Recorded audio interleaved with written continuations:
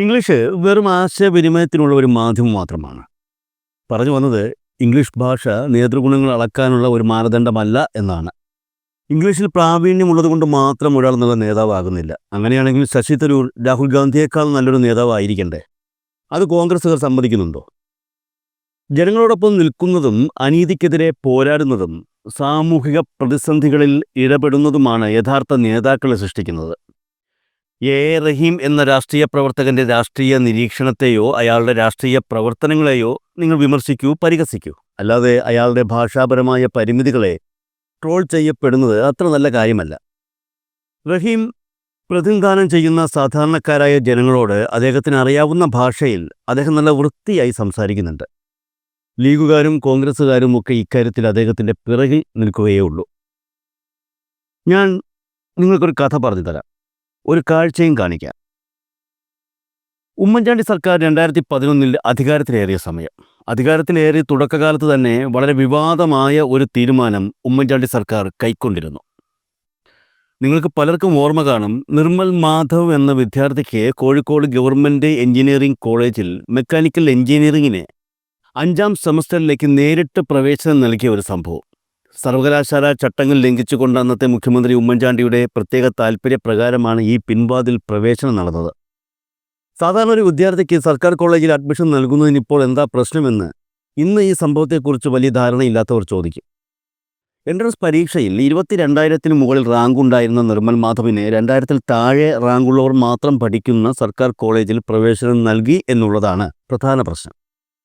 നിർമ്മൽ മാധവ് ആദ്യം ഒരു സ്വാശ്രയ കോളേജിൽ മാനേജ്മെൻറ്റ് സീറ്റിലും പിന്നീട് മറ്റൊരു കോളേജിൽ NRI കോട്ടയിലും പഠിച്ചിരുന്ന ആളാണെന്നും അവിടുത്തെ പഠനം പാതി വഴിയിൽ ഉപേക്ഷിച്ചാണ് സർക്കാർ കോളേജിൽ എത്തിയത് എന്നുള്ളതും അനുബന്ധ പ്രശ്നം.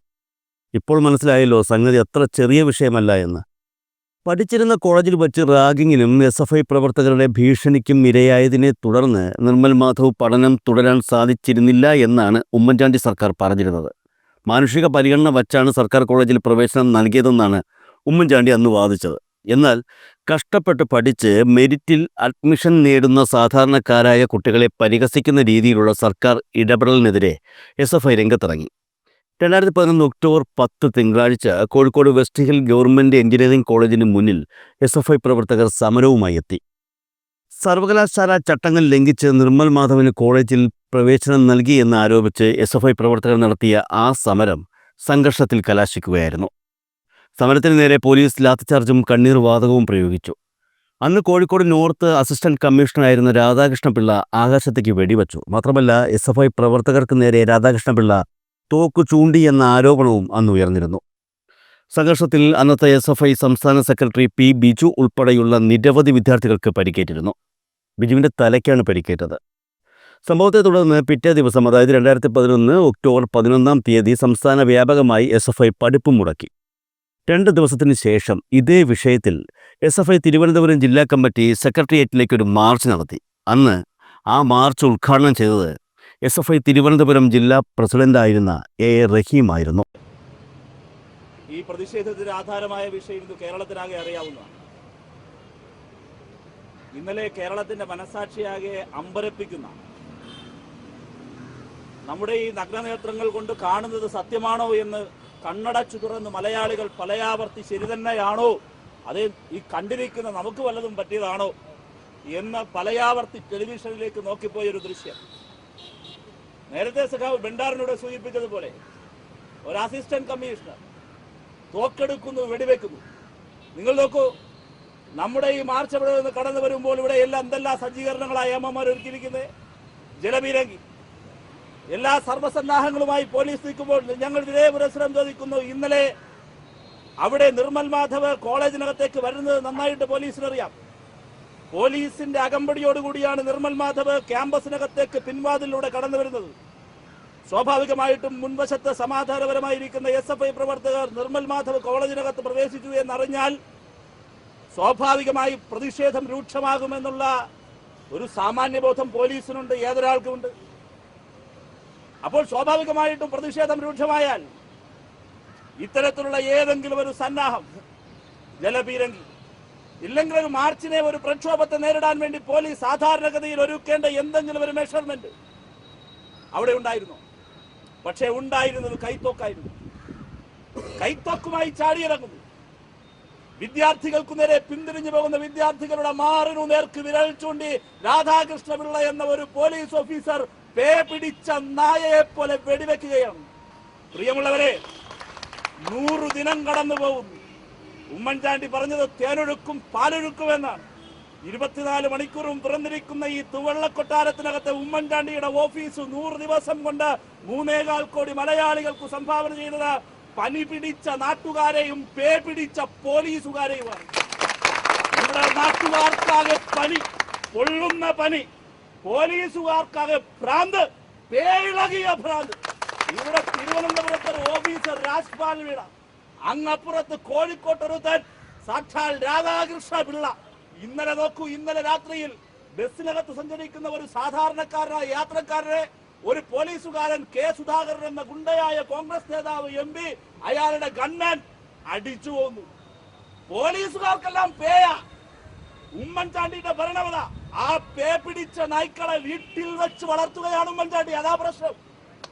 ഏതെങ്കിലും ഒരു പോലീസ് ഓഫീസർ നമ്മുടെ വീട്ടിൽ എത്ര വില കൊടുത്തു വാങ്ങിയ സൗന്ദര്യമുള്ള പട്ടിയാണേലും ഉമ്മൻചാണ്ടി, അങ്ങയുടെ മക്കൾക്ക് ചാണ്ടി ഉമ്മന്, പിന്നെ ആ പെണ്ണും കൊച്ചിന്, പിന്നെ നിങ്ങളുടെ വൈഫിനും ഒക്കെ ഇഷ്ടപ്പെട്ട നിങ്ങളുടെ തീന്മേശയിൽ ഇരുത്തി ഭക്ഷണം കൊടുക്കുന്ന പട്ടിയായാലും പേ പിടിച്ചാലും വീട്ടിന് പുറത്തെങ്കിലും ആക്കണ്ടേ? നിങ്ങൾ നോക്കൂ, കേരളത്തിലെ ഈ പോലീസ് ഓഫീസർമാർ കുഴപ്പം കാണിച്ചു. ആ കുഴപ്പം കാണിച്ച പോലീസുകാരെ വീട്ടിനകത്ത്, ബെഡ്റൂമിനകത്ത് കയറ്റി സൽക്കരിക്കുകയാണ് ഉമ്മൻചാണ്ടി. രാജ്പാൽ മീണ മാറ്റാൻ വേണ്ടിയിരുന്ന രാജ്പാൽ മീണ, ഇവിടെ നിന്നും DCP സ്ഥാനത്ത് ലാൻഡ് ഓർഡറിൽ നിന്നും മാറ്റാൻ വേണ്ടിയിരുന്ന രാജ്പാൽ മീണ യൂണിവേഴ്സിറ്റി കോളേജിൽ കഴിഞ്ഞ ദിവസം 16-ന് നടന്ന അക്രമം, ആ അക്രമത്തിന്റെ പേരിൽ ഇനി നിന്നെ മാറ്റുന്നില്ല. രാധാകൃഷ്ണപിള്ള ചെയ്തത് തെറ്റ്. അവിടെ അങ്ങനെ സംഭവിക്കാൻ പാടില്ലായിരുന്നു. ഖേദകരം. മുഖ്യമന്ത്രി സഭയ്ക്കകത്ത് പറയുന്നു, മാധ്യമങ്ങൾ റിപ്പോർട്ട് ചെയ്തു. എന്തേ ഖേദകരമായ ആ നിലപാട് സ്വീകരിച്ച വിദ്യാർത്ഥികൾക്കു നേരെ റിവോൾവർ എടുത്ത് വെടിവെച്ച ആ പോലീസുകാരനെ എന്തിനാ സംരക്ഷിക്കുന്നേ? അതാ ഞാൻ പറഞ്ഞ്, പട്ടിക്ക് പേ പിടിക്കുന്നു. ആ പേ പിടിച്ച പട്ടിയെ കിടപ്പുറയിലേക്ക് വിളിച്ചു കൊണ്ടുപോകുന്നു ഉമ്മൻചാണ്ടി. ഇത് ഉമ്മൻചാണ്ടിയുടെ സംസ്കാരം. ഉമ്മൻചാണ്ടിയോട് SFIക്ക് അഭിപ്രായപ്പെടാനുള്ളത്, ഇത് കേരളമാണ്. ഈ ചോരക്കളി അവസാനിപ്പിക്കണം. SFIയുടെ സംസ്ഥാന സെക്രട്ടറി ഉൾപ്പെടെ ഞങ്ങൾ എന്തിനാണ് സമരം ചെയ്യുന്നത്? ഇവിടെ മാധ്യമങ്ങൾ പലരും പ്രചരിപ്പിക്കുന്നു. നിർമ്മൽ മാധവ് എന്ന് പറയുന്ന ഒരു വിദ്യാർത്ഥി, ഞങ്ങൾ അസന്നിഗ്ധമായ SFI പറയുന്നു, ഈ സമരം നിർമ്മൽ മാധവിനെതിരായ സമരമേ അല്ല. ഈ സമരം നിർമ്മൽ മാധവന് അനധികൃത ഉത്തരവ് നൽകിയ ഉമ്മൻചാണ്ടിക്കെതിരായ സമരമാണ്. യാതൊരു സംശയവും. ഇന്ന് സഭയ്ക്കകത്ത് ഉമ്മൻചാണ്ടി ഒരിക്കൽ കൂടി വ്യക്തമാക്കി, ആ നിർമ്മൽ മാധവന് നൽകിയ അനധികൃത ഉത്തരവ് നിങ്ങൾ നോക്കൂ. നിയമസഭയ്ക്കകത്ത് കേരളത്തിന്റെ ഒരു മുഖ്യമന്ത്രി, സുതാര്യതയുടെ മനോഹരമായ മുഖച്ചാത്തണിഞ്ഞ ഒരു മുഖ്യമന്ത്രി പറയാ, നിർമ്മൽ മാധവന് കൊടുത്ത ഉത്തരവ്, അതിന്റെ പിതൃത്വം ഞാൻ അവകാശപ്പെടുന്നു, ഞാൻ തന്നെ കൊടുത്തു എന്നാ പറയുന്നത്. നാട്ടിലെ ഏതെങ്കിലും ഒരു ജാരസന്തതി, ആ ജാരസന്തതിയുടെ ഉത്തരവാദിത്വം ഞാൻ ഏറ്റെടുക്കുന്നു എന്ന് ഒരു ബുദ്ധിശൂന്യൻ പറയുന്നത് പോലെ ഇതാ ഒരു ജാര. എങ്ങനെയാണ് ന്യായീകരിക്കാനാവുക? കേരളത്തിൽ സ്വാശ്രയ കോളേജുകൾ, മാധ്യമപ്രവർത്തകർ ശ്രദ്ധിക്കണം. നമ്മൾ എന്തിനാ ഈ സമരം നടത്തുന്നത്? കേരളത്തിൽ കൂണുപോലെ മുളച്ചു പൊന്തിയ സ്വാശ്രയ കോളേജുകൾ, ആ സ്വാശ്രയ കോളേജുകൾക്കകത്ത് നാളെ ഏതൊരാൾക്കും പോയി പ്രവേശനം നേടാൻ നിഷ്പ്രയാസം. അങ്ങനെ പ്രവേശനം നേടുന്ന ഒരാൾക്ക് സ്വാധീനം ഉപയോഗപ്പെടുത്തിക്കൊണ്ട് ഒഴിവുള്ള സീറ്റിലേക്ക്, ഗവൺമെന്റ് കോളേജിലേക്ക് പ്രവേശനം നൽകി മാറാൻ പറ്റും. നിങ്ങളിലൊക്കെ ഗോകുലം മെഡിക്കൽ കോളേജിൽ അഡ്മിഷൻ എടുത്തൊരു വിദ്യാർത്ഥി, ആ വിദ്യാർത്ഥി മാനേജ്മെന്റ് കോട്ടയിൽ, NRI കോട്ടയിൽ റാങ്കിൽ ഒരുപാട് പിറകെ നിൽക്കുന്ന ഒരു വിദ്യാർത്ഥി അഡ്മിഷൻ എടുക്കുന്നു. അഡ്മിഷൻ എടുത്തിട്ട് സ്വാധീനം ഉപയോഗിച്ചിട്ട് നാളെ എന്തെങ്കിലും ഒരു ഇതുപോലൊരു ഗ്രൗണ്ട് ഉണ്ടാക്കി ഇവിടെ ഈ തിരുവനന്തപുരം ഗവൺമെന്റ് മെഡിക്കൽ കോളേജിലേക്ക്, ആലപ്പുഴ മെഡിക്കൽ കോളേജിലേക്ക്, കോഴിക്കോട് മെഡിക്കൽ കോളേജിലേക്ക് പ്രവേശനം മാറ്റി വാങ്ങാൻ ഇത് സഹായകരമാകില്ലേ? ഇതൊരു പ്രീസന്റ് സൃഷ്ടിക്കുകയാണ്. പ്രിയമുള്ളവരെ, ഇത് ചെറിയ ഒരു ഉത്തരവല്ല. നിർമ്മൽ മാധവ് എന്ന് പറയുന്ന വിദ്യാർത്ഥിക്ക് നൽകിയ ഉത്തരവ് തെറ്റാണെന്ന് പറഞ്ഞുകൊണ്ട് ഉത്തരവിറങ്ങിയതിന്റെ 3-ാം നാൾ KV സുധീഷ് സ്മാരക മന്ദിരത്തിൽ SFIയുടെ സംസ്ഥാന സെക്രട്ടറി വാർത്താ സമ്മേളനം വിളിച്ചു. ഞങ്ങൾ നിവേദനം കൊടുത്തു. ഞങ്ങൾ ആദ്യം കരുതിയത് ഇത് ഉദ്യോഗസ്ഥ തലത്തിൽ എന്തോ ഉണ്ടായ ഒരു കൈപ്പിഴവെന്ന കാര്യം. ഇതങ്ങനെ കൊടുക്കാനാവില്ലല്ലോ. ഇത്രയും നഗ്നമായൊരു നിയമലംഘനം ഉണ്ടാവോ? അതുകൊണ്ട് ഗവൺമെന്റ് അറിഞ്ഞു തിരുത്തുമെന്ന് ഞങ്ങൾ കരുതി. പക്ഷേ ചെയ്തതെന്താ? ഗവൺമെന്റ് ആ ഉത്തരവ് നടപ്പിലാക്കുന്നതിന് വേണ്ടി വെടിവെക്കാൻ പോലും തയ്യാറാകുന്നു. പ്രിയമുള്ളവരെ, ഈ ഉത്തരവിന്റെ പിന്നിലൊരു ഗൂഢാലോചനയുണ്ട്. ഈ ഉത്തരവിന്റെ പിന്നിലുള്ള ഗൂഢാലോചന മറ്റൊന്നല്ല. ഈ ഉത്തരവിന്റെ പിന്നിലുള്ള ഗൂഢാലോചന എന്ന് പറഞ്ഞാൽ കേരളത്തിലെ സ്വാശ്രയ വിദ്യാഭ്യാസ സ്ഥാപനങ്ങളെ സംരക്ഷിക്കുന്നതിനുള്ള ഒരു ഗൂഢാലോചനയാണ്.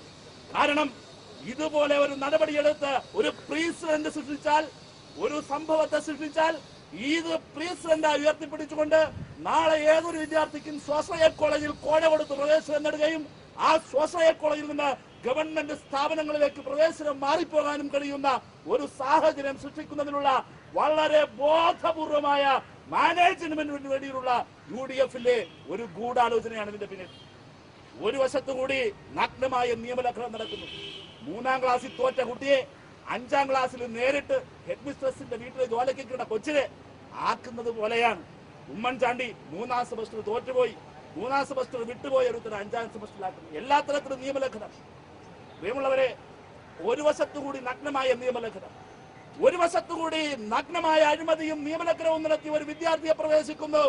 മറുവശത്തുകൂടി അതേ ഗവൺമെന്റ് തന്നെ വിദ്യാർത്ഥികളെ വേട്ടനായ്ക്കളെ പോലെ വേട്ടയാടും. ഞങ്ങളൊരു കാര്യം പറയാം, ഉമ്മൻചാണ്ടി ഏത് ലോകത്താ ജീവിക്കുന്നത്? വെടിവെച്ചാല് എടോ രാധാകൃഷ്ണ പിള്ളേ ഞങ്ങൾ പിന്തിരിഞ്ഞു പോകും നിനക്ക് തോന്നുന്നുണ്ടോ? ഏതെങ്കിലും ഒരു വിദ്യാർത്ഥി വെടിവെപ്പ് വന്നാൽ റിവോൾവറിന്റെ ഒച്ചയൊന്നു കേട്ടാൽ പിന്തിരിഞ്ഞു പോകുമെന്ന് കരുതുന്നുണ്ടോ? കൂത്തുപറമ്പ് മറന്നുപോയിട്ടുണ്ടാകില്ല ഉമ്മൻചാണ്ടി. കൂത്തുപറമ്പിന്റെ മണ്ണിൽ 5 പേർ വെടിയേറ്റ് വീണു. രാജീവൻ, റോഷൻ, ബാബു, മധു, ഷിബുലാൽ 5 പേരെ വെടിവെച്ചിട്ടു. അതിലധികം പേർ വെടിയേറ്റ് പരിക്കേറ്റ് വീണു. പ്രിയമുള്ളവരെ, ഒടുവിലായി വെടിയേറ്റ് വീണ മരിച്ച ഒരു ചെറുപ്പക്കാരനുണ്ടായിരുന്നു, SFIക്കാരനായ റോഷൻ. മരിച്ചവരിൽ 5 പേരിൽ ഏറ്റവും ഇളം പ്രായക്കാരൻ SFIക്കാരനായ റോഷനായിരുന്നു. കൂത്തുപറമ്പിലെ പോലീസ് രേഖകളെടുത്ത് ഈ വെടിവെച്ച ഈ രാധാകൃഷ്ണപിള്ളയും ഇവിടത്തെ മലയാളം പറഞ്ഞുകൂടാത്ത ഈ രാജ്പാൽവിടയും എടുത്തൊന്ന് പരിശോധിച്ചാൽ മനസ്സിലാവുന്ന ഒരു കാര്യമുണ്ട്. ഒടുവിലായി വെടിയേറ്റത് റോഷനായിരുന്നു, ഇളം പ്രായക്കാരൻ റോഷനായിരുന്നു. ഒടുവിലായി വെടിയേറ്റു മരിച്ച റോഷന് വെടിയുണ്ട കൊണ്ട പാട് പുറകുവശത്തായിരുന്നില്ല, നെറ്റിത്തടത്തിലായിരുന്നു. പ്രിയപ്പെട്ട സഹോദരങ്ങളെ, മുമ്പേ പോകുന്ന 4 പേർ കൺമുമ്പിൽ വെടിയേറ്റ് പിടഞ്ഞു വീഴുന്നത് കണ്ടിട്ടും പിന്തിരിഞ്ഞു പോകാൻ മനസ്സ് വരാതെ മുന്നോട്ട് മുന്നോട്ട് മുന്നോട്ട് കുതിച്ചു കയറിയ ഈ ധീരതയിലെ ഈ മഹാധീരത, ആ മഹാധീരതയുടെ ഈ മാന്ത്രിക തുല്യമായ ധീരതയുടെ ആ ധീരതയുടെ നേർക്കാണ് ഇവിടെ ഒരു രാജ്പാൽവിടയും അങ്ങപ്പുറത്ത് രാധാകൃഷ്ണപിള്ളയും വെടിവെച്ചു കളിക്കുന്നത്. നിങ്ങൾ വെടിവെച്ചോ? വെടിവെച്ചോ? വെടിവെച്ചാ തീരോ? വെടിവെച്ച് തീർക്കാനാണ് ഉമ്മൻചാണ്ടി തീരുമാനിച്ചതെങ്കിൽ ഉമ്മൻചാണ്ടി ചെയ്യുന്നത് നിയമലംഘനമാണ്. ഉമ്മൻചാണ്ടി ഇന്നലെ ഈ വിദ്യാർത്ഥിക്ക് പ്രവേശനം കൊടുത്തത് നിയമലംഘനം.